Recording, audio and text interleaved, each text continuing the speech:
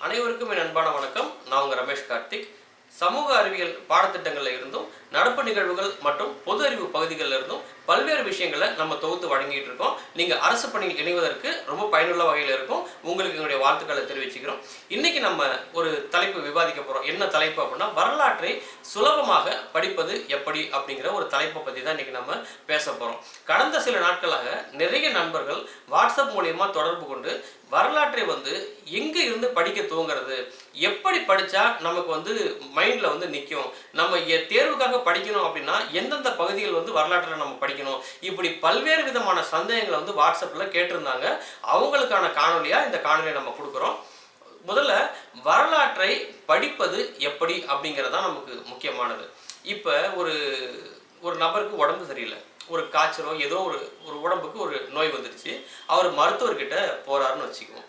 அப்போ மருத்துவர் உடனேவே மருந்து கொடுத்துட மாட்டார். அவர் முதல்ல என்ன கேட்பார்னா, உங்களுடைய உணவு பழக்க வழக்கம் என்ன, இதை நீங்கள் மழையில் நனைஞ்சிங்களா, இல்லை நீங்கள் என்ன மாதிரி வேலை செய்கிறீங்க, உங்களுக்கு எவ்வளோ நாளாக இந்த பிரச்சனை இருக்குது, இப்படி பல்வேறு விதமான கேள்விகள் கடந்த காலத்துலேருந்து கேட்பார். அப்போ அந்த நோய்பட்ட நபர் முழு விவரங்களையும் சொல்லணும். அவருக்கு என்ன மாதிரியான வேலை செய்கிறாரு, என்னென்ன உணவு பழக்க வழக்கம் இருக்குது, இப்படி எல்லா விவரங்களையும் ஒரு மருத்துவர்கிட்ட சொல்லணும். சொன்ன பிறகு அந்த நோயுடைய சிம்டம்ஸ் என்னென்னலாம் அந்த சிம்டம்ஸ் இருக்குது அப்படிங்கிறதையும் மருத்துவர்கிட்ட சொல்லணும்.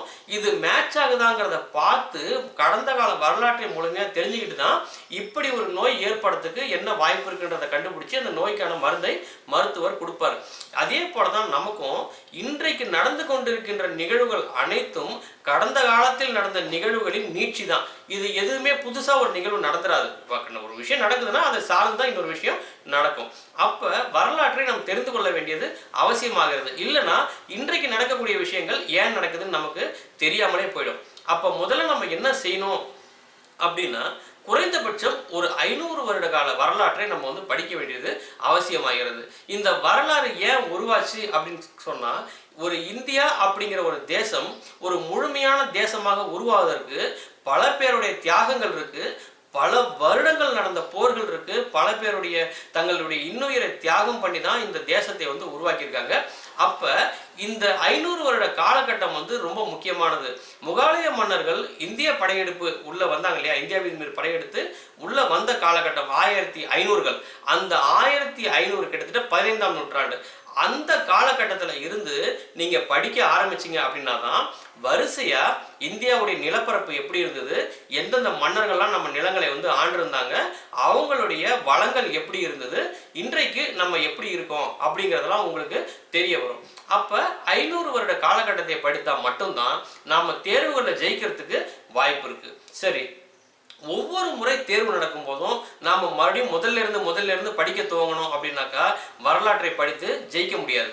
நாம ஒரு முறை படிக்கும் போதே பல்வேறு கேள்விகளை அப்ளை பண்ணணும். ஒரு விஷயம் நடக்குதுன்னா ஏன் நடந்தது, எங்க நடந்தது, எப்படி நடந்தது, இதுக்கெல்லாம் என்ன காரணம் அப்படிங்கிறத நீங்க பல கேள்விகளை உங்களுக்குள்ள எழுப்பி அதுக்கான விடையை தேடினீங்கன்னா மட்டும்தான் வரலாற்றை முழுமையாக படிக்க முடியும். சரி, ரைட்டு, நமக்கு அந்த அளவுக்கு நமக்கு எக்ஸ்பீரியன்ஸ் இல்லை, ஆனால் நான் வரலாற்றை படிக்கணும், புரிஞ்சுக்கணும், எங்க இருந்து ஸ்டார்ட் பண்றது அப்படின்னா, ஒன்று நீங்க தலைவர்களை பத்தி படிக்கிற இடத்துல இருந்து துவங்கலாம், இல்ல நிகழ்வுகளை பத்தி படிக்க துவங்கலாம். தலைவர்களை பத்தி படிக்க துவங்கணும் அப்படின்னா நீங்க மகாத்மா காந்தி அவர்களை பத்தி படிக்க துவங்கினீங்கன்னாவே இந்தியாவுடைய வரலாறு தானா வந்துடும். நீங்க மகாத்மா காந்தி அவர்களுக்கு ஆரம்பிச்சீங்கன்னா நவீன இந்தியா, மாடர்ன் இந்தியாவை பத்தி புரிஞ்சுக்க ஆரம்பிப்பீங்க. மகாத்மா காந்திக்கு முன்பு இருந்த இந்தியாவை பத்தி படிக்க ஆரம்பிச்சிங்க அப்படின்னா மிடிவல் இந்தியா, ஏன்ஷியன்ட் இந்தியாவை பத்தி புரிஞ்சுக்க ஆரம்பிச்சிருவீங்க. ஏதோ ஒரு தலைவர், ராஜாராம் மோகன் ராயா இருக்கட்டும், அப்படி இல்லைன்னா நீங்க லால் பகதூர் சாஸ்திரியா இருக்கட்டும், இல்ல மகாத்மா காந்தியா இருக்கட்டும், நேதாஜி சுபாஷ் சந்திர போஸா இருக்கட்டும், ஏதோ ஒரு தலைவர், உங்களுக்கு பிடித்தமான ஒரு தலைவர், இல்ல உங்க கண்ணுக்கு பட்ட, நீங்க புத்தகத்துக்கு படிக்கும்போது உங்க கண்ணுக்கு தென்பட்ட ஒரு தலைவர், ஒரு நெல்சன் மண்டேலாவை கூட எடுத்துக்கோங்க. அவர் இந்தியாவை சேர்ந்த தலைவராக தான் இருக்கணும் அப்படிங்கிறது கூட கிடையாது. எந்த தேசத்தின் தலைவரை பத்தி நீங்க படிக்க ஆரம்பிச்சாலும் அது உங்களை இந்திய வரலாற்றில் கொண்டு விட்டுடும். அப்ப ஒரு தலைவர் உங்கள் மனதிற்கு அல்லது உங்கள் கண்களுக்கு தென்பட்ட ஏதோ ஒரு தலைவரை பத்தி படிக்க ஆரம்பிச்சிங்க அப்படின்னாவே ஆட்டோமேட்டிக்கா நீங்க வரலாறு புரிஞ்சுக்க ஆரம்பிச்சிருவீங்க. அப்படி இல்லை, நான் தலைவர்களை பத்தி நான் படிக்கல, எனக்கு சுவாரஸ்யமானது நிகழ்வுகள் தான், நிறைய நிகழ்வுகள் நடக்குது. இப்போ உதாரணத்துக்கு 1919ஆம் ஆண்டு பார்த்தீங்க அப்படின்னா நமக்கு ஜாலியன் வாலாபாக் படுகொலை நடந்தது. சரியா கொரோனா வந்ததுக்கு 100 வருஷம் முன்னாடி சொல்றேன் நான். இப்போ கொரோனா வந்ததுக்கு 2020க்கு முன்னாடி 1919 அப்ப ஸ்பானிஷ் ஃப்ளூன்னு சொல்லிட்டு ஒரு காய்ச்சல் வந்தது. அந்த 1919 அப்படிங்கிறது ரொம்ப முக்கியமான ஒரு வருடம். அந்த வருடத்துல நடந்த ஒரு முக்கியமான நிகழ்வுகள் தான் ஜாலியன் வாலாபாக் படுகொலை. அப்ப அந்த இடத்துல இருந்து நான் படிக்க ஆரம்பிக்கிறேன் சார், தாராளமா நீங்க படிக்கலாம். ஒண்ணு நிகழ்வுகளை மையப்படுத்தணும். முதலாம் உலகப் போர்ல இருந்து நான் படிக்க ஆரம்பிக்கிறேன், இல்ல இரண்டாம் உலகப் போர்ல இருந்து படிக்க ஆரம்பிக்கிறேன். இப்படி நீங்க ஏதோ ஒரு நிகழ்வை மையப்படுத்தி படிக்க ஆரம்பிச்சீங்கனாலும் வரலாறு உங்க கைக்குள்ள வந்துடும். அப்ப நீங்க தலைவர்களை பத்தி படிக்கலாம், இல்ல நிகழ்வுகளை பத்தி படிக்கலாம். சரி ரெண்டுமே இல்ல சார், நான் வந்து வேற ஒரு மெத்தட்ல ட்ரை பண்றேன் அப்படின்னா வருடத்திலிருந்து படிக்க ஆரம்பிக்கலாம். 1800 18ஆம் நூற்றாண்டுல இருந்து ஸ்டார்ட் பண்றேன் சார் அப்படின்னா தாராளமா ஸ்டார்ட் பண்ணலாம், தப்பே கிடையாது. இல்ல 15ஆம் நூற்றாண்டுல இருந்து ஸ்டார்ட் பண்றேன் அப்படின்னா தாராளமா ஸ்டார்ட் பண்ணலாம், தப்பே கிடையாது. அப்ப ஒரு வருகை, ஒரு மன்னருடைய வருகையிலிருந்து நீங்க எடுத்துக்கிட்டு அவங்களுடைய வம்சாவளியினர் பத்தி நீங்க படிக்க ஆரம்பிச்சீங்கன்னாவே அடுத்த வம்சாவளியினர் யார் யாரெல்லாம் நம்ம தேசத்தை ஆண்டுட்டு வந்தாங்க, எத்தனை போர்கள் நடந்தது, எந்தெந்த போர்ல வந்து யார் யார் ஜெயிச்சாங்க, இப்படி நீங்க படிச்சுட்டு வந்தீங்க அப்படின்னாவே வரலாறு தானா உங்க கைக்குள்ள வந்துடும். சரி ஓகே, இவ்வளவு நான் ஏற்கனவே படிச்சிருக்கிறேன் சார், எவ்வளவு படிச்சாலும் என்னுடைய மனசுல வந்து நிக்கவே மாட்டேங்குது, அப்பப்ப மறந்துடுறேன் அப்படின்னா அதற்கு ஒரே ஒரு காரணம், நீங்கள் படித்த படிப்பை விவாதிக்காமல் போனது மட்டும்தான் காரணம். நீங்க எவ்வளவு படிக்கிறீங்க அப்படிங்கிறது முக்கியமோ அதே அளவுக்கு நீங்க படிச்சதை எந்த அளவுக்கு விவாதிக்கிறீங்க, எந்த அளவுக்கு நீங்க எழுதுறீங்க, உங்களுடைய கருத்துக்களை வந்து நீங்க எவ்வளவு எழுத ஆரம்பிக்கிறீங்க அப்படிங்கிறது தான் நீங்க வரலாற்றை நினைவு வைத்துக் கொள்ள வேண்டிய முக்கியமான விஷயம். பயன்படுத்தாத எந்த ஒரு பொருளும் துருப்பிடித்து போயிருங்க. நீங்க எந்த ஒரு விஷயத்தை பயன்படுத்தாம விட்டாலும் அது கெட்டு போறது உறுதி. நீங்க படிச்ச படிப்பு அப்படிதான்.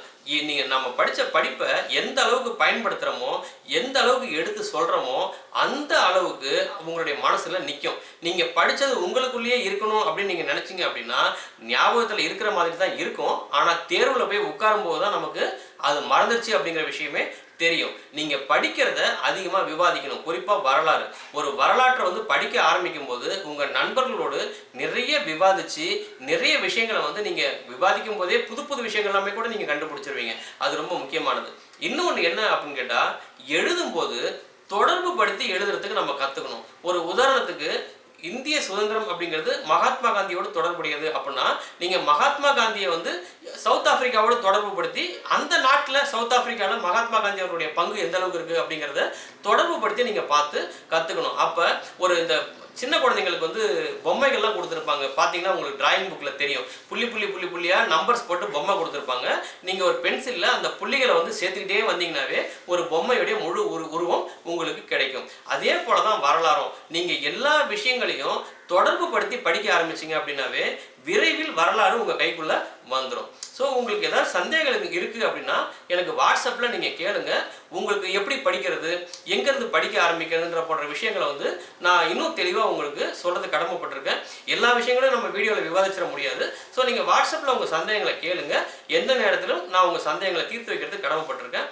ஸோ உங்களுக்கு மென்மேலும் வரலாறு சம்பந்தப்பட்ட காணொலிகள் உங்களுக்கு நம்ம கொடுக்கறதுக்கு தயாராக இருக்கிறோம். நம்ம சேனலை சப்ஸ்கிரைப் பண்ணுங்க. தொடர்ந்து நம்ம வரக்கூடிய காணொலிகளை பார்த்து உங்களுடைய கருத்துக்களை பதிவு பண்ணுங்க.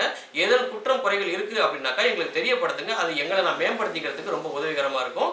மீண்டும் அடுத்த ஒரு காணொலியில் உங்களை சந்திக்கிறேன். நன்றி, வணக்கம்.